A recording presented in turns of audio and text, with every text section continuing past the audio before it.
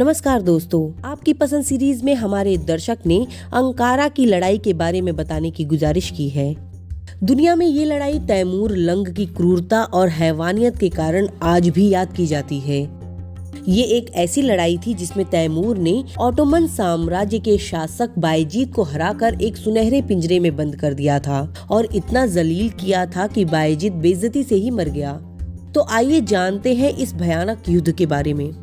तैमूर अपनी बहादुरी से कम और क्रूरता के कारण पूरे एशिया के लिए खौफ बन चुका था। तैमूर का बढ़ता कद उसके दुश्मन ऑटोमन को बिल्कुल रास नहीं आ रहा था। ऑटोमन एक तुर्की साम्राज्य था। उसे डर था कि उसका दुश्मन तैमूर अगर इसी तरह आगे बढ़ता रहा तो उसके लिए खतरा हो सकता है। उसने तैमूर को खत्म करने का ही मन बना डाला। जल्द ही तैमूर ने बायजीद के खिलाफ जंग का बिगुल बजा दिया। बायजीद भी यही चाहता था। उसने इस चुनौती को स्वीकार कर लिया। तैमूर की सेना कहर बनकर दुश्मनों पर हावी हुई जा रही थी। एक के बाद एक ऑटोमन साम्राज्य के सैनिक खत्म होते जा रहे थे। हर तरफ बस खून ही खून था। बायजीद की सेना में एक बड़ा हिस्सा तातार लोगों का था। तैमूर ने जंग शुरू होने से पहले ही तातार को अपनी ओर कर लिया था।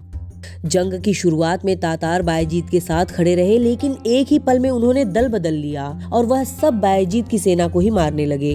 तैमूर के चाल के मुताबिक उन्होंने सेना को उथल पुथल कर दिया था। इससे पहले कि बायजीद कुछ समझ पाता, उसकी सेना तहस नहस हो चुकी थी।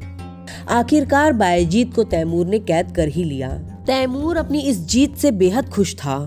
तैमूर चाहता तो बायजीद को उसी समय मार सकता था, लेकिन उसने ऐसा नहीं किया। वह अपनी इस जीत को यादगार बनाना चाहता था। उसने महल में बायजीद को एक पुरस्कार की तरह रखा। वह रोज उसे देखकर अपनी जीत का जश्न मनाया करता था।